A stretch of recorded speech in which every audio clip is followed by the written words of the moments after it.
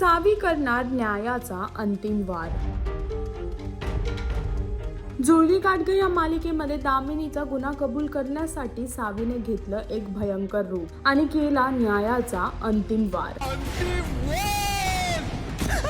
सावीने एक मोठा काट रचला होता दामिनीला त्यात अडकवण्यासाठी आणि तिच्याकडून तिचा गुन्हा जो तिने केला आहे तो कबूल करून घेण्यासाठी। आणि त्यासाठीच दामिनी एका बाईकडे गेली आहे, ती तंतर मंतर करते आणि त्या बाईकडे जाऊन तिने आता जे तिला बाई दिसते, जे तिला भूत दिसते त्याच्यापासून सुटका करण्यासाठी। पण तिथेच ती बाई म्हणजे दुसरी तिसरी कोण नसून ती सावीच आहे आणि सावीच तिला सल्ला देते की जोपर्यंत तू तुझा गुन्हा कबूल नाही करणार तोपर्यंत तुझा पाठला ते सोडणार नाही।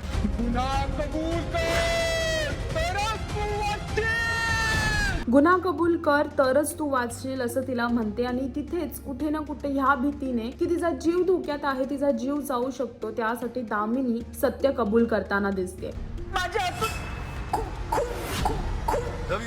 गुन्हा तिचा कबूल करताना दिसते, म्हणते की माझ्या हातून एक खून झाला आहे। आता बघायचं हे आहे की हाच गुन्हा कबूल केल्याच्या नंतर धैर्यला समजेल का, धैर्य तिथे उपस्थित आहे का, या सर्व प्रश्नांची उत्तरे तुम्हाला फक्त आणि फक्त जुळली गाठगं ही मालिका पाहून कळेल। तर मालिका पाहायला विसरू नका आणि अजून अशी लेटेस्ट अपडेट जाणून घेण्यासाठी टेलीचक्कर चॅनलला सबस्क्राईब करायला विसरू नका।